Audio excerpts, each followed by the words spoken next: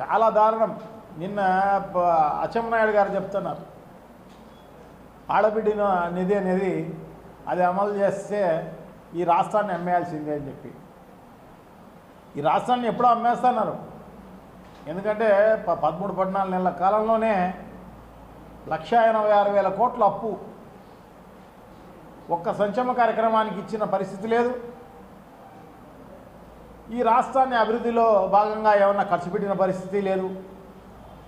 అంత మోసం, అన్ని లంచాల కోసం, అవినీతి కోసం అంతా కూడా ఖర్చు పెట్టే లంచాలు, కమిషన్లు, దానికి ఖర్చు పెడతాన్నారేమో కానీ నిజంగానే శ్వేతపత్రం రిలీజ్ చేయాల్సిన అవసరం తప్పకుండా ఉంది. దీనిపైన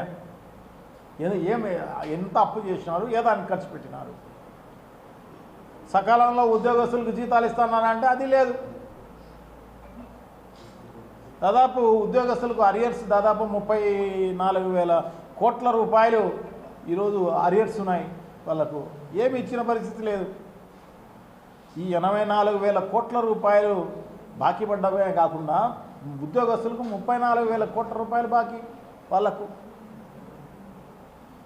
ఈ రకంగా చాలా దారుణం.